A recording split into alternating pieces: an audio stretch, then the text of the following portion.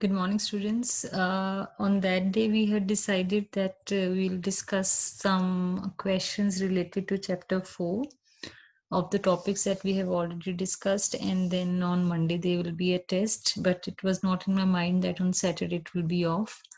And for today, I'm actually going to give you some hints of assignment 4.2. So your today's work will be to solve this assignment and send it back to me. And your test will be now on Thursday when we'll have our usual class. So on Thursday, you're going to have your test. So before that, you have to solve the questions of this assignment. So let me give you some hints related to these questions and to discuss a bit of the concepts related with these. So first question is, in what respect does the wire carrying a current differ from a wire which carries no current? तो students जो एक wire है जिसमें current है और जिसमें current नहीं है, इन दोनों चीजों में क्या डिफरेंस है? Students, it might come to your mind that there can be various kinds of difference. One will be heated, other will not be heated. That is also valid. There is nothing wrong in that also. But the context in which we are talking about here, that is something related with magnetism, and a current which is a wire which is carrying current is having charged particles which are traveling in a particular direction. And what do we know? That moving charges are source of magnetic field. Current is a source of magnetic field. So I think it is pretty clear to you what you're supposed to write here in the difference. Okay, now come to question number 2. Where is the magnetic field at a current element maximum and minimum? These two points you have to address. See, students, what do we know? The magnetic field due to a current element we have discussed in a law. Basically, two laws we have discussed so far. One was the Biot-Savart's law, another one was Ampere's circuital law. So if I talk about the magnetic field of a current element, that we have discussed in the Biot-Savart's law. In Ampere's circuital law, we have now talked about current element. Instead, we talked about a complete current carrying conductor, either straight or solenoid or toroidal. So Ampere's circuital law has nothing to do with this question, because here we are referring to a current element. So when I talk about a current element, the magnetic field that I'm talking about, that will come from Biot-Savart's law. And using that law, I need to think about where is the magnetic field maximum or minimum. What do we know about the Biot-Savart's law? That dB is equal to mu naught upon 4 pi I dl sine theta upon r square, right? So if I talk about this quantity is a constant. It has nothing to do with being maximum or minimum. The amount of current, the distance of point of observation, these situations can also vary from one situation to other. But once I am talking about a particular current carrying conductor, I'm talking about a point of observation which is also at a given point. At that time, if I talk about the magnetic field being maximum and minimum for the given current carrying conductor at a given distance.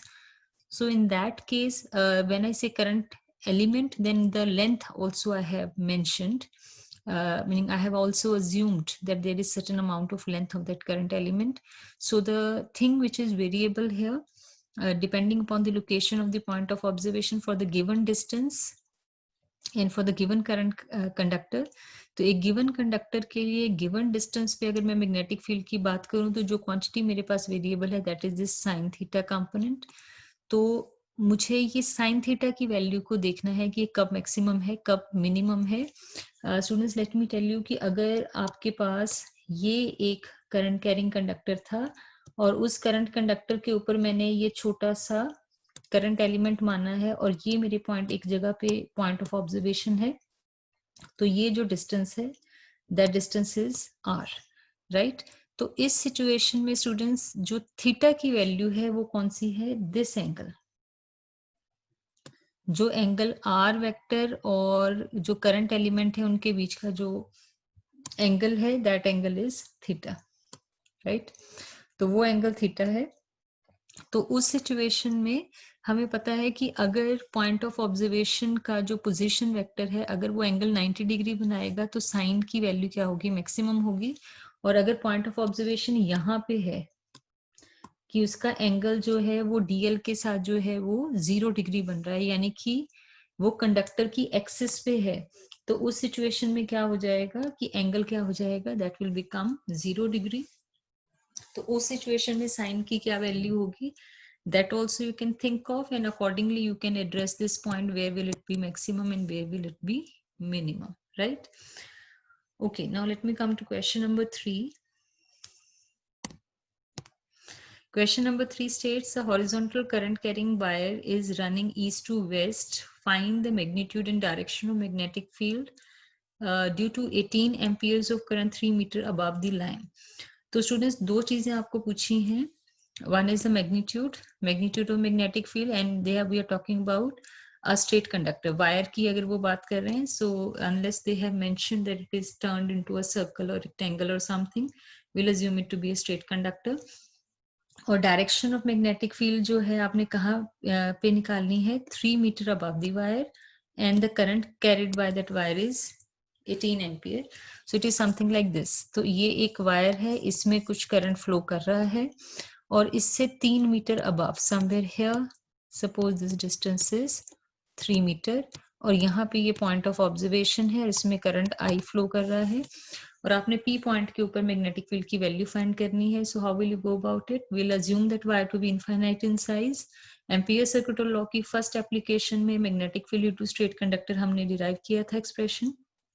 Make use of that formula, B equal to mu naught upon 4 pi 2 I upon R. That is the formula. Students be careful. सिर्फ एक बायट-सेवर्ट्स law को छोड़ के कहीं पे भी magnetic field के फॉर्मूले में डिनोमिनेटर में आर का स्क्वायर नहीं आता है. हर जगह पे आर की पावर 1 है, सर्कल के लिए भी और स्ट्रेट कंडक्टर के लिए भी. और जो ऑन द एक्सिस वाला फॉर्मूला है वहां पे r square plus x square raise to power 3/2 आता है. That is a difference. तो आपने खास तौर पे ख्याल रखना है कि कहाँ पे डिस्टेंस की पावर 1 है, कहाँ 2 है, and so on. So make use of this formula and find out the magnetic field. And to find the direction of magnetic field, make use of right hand thumb rule. Straight conductor ko hold in your right hand so that your thumb is in the direction of current, and then find out what is the direction of magnetic field at point P. Direction find करने के related students मैंने एक video आपके साथ share किया था YouTube का. So if you feel like you can take reference of that video once again. Okay, now come to question number 4. A straight conductor AB in a circuit lies along x-axis from this to this, carries current I. What is the magnetic field to conductor at a point x equal to A? तो students क्या situation है यहाँ पे? ये axes मान लेती हूँ मैं. These are the axes और यहाँ पे -a/2 -a/2 से +a/2 तक वायर है. ये वायर है यहाँ पे, there is a wire, right. और यहाँ पे ये जो पॉइंट है दिस इज ओरिजिन, राइट. तो यहाँ से ए पॉइंट पे, यहाँ पे this is the point P. इस कंडक्टर की लेंथ भी ए है, इस सेंटर इसका ओरिजिन पे है, -a/2 से +a/2 तक इसका स्ट्रेच है, और x इक्वल टू a, ये जो डिस्टेंस है ओरिजिन से, दिस डिस्टेंस इज a. तो P पॉइंट के ऊपर आपने फील्ड फाइंड करना है. आई थिंक पिछले क्वेश्चन से आप इसका रेफरेंस ले सकते हो, क्वेश्चन नंबर 2 से. क्वेश्चन नंबर 2 से you'll get the reference. I think you will be able to solve it.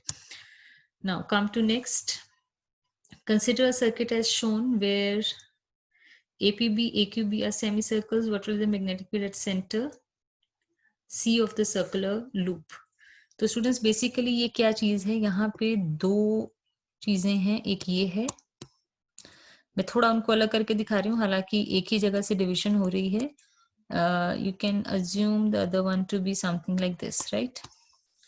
तो ये दो सेमी सर्कल्स हैं, इनमें से करंट की वैल्यू जो है हाफ हाफ हुआ होगा करंट. यहाँ पे I/2 यहाँ पे और I/2 यहाँ पे. आई करंट एंटर कर रहा था, दो हिस्सों में डिवाइड हो गया.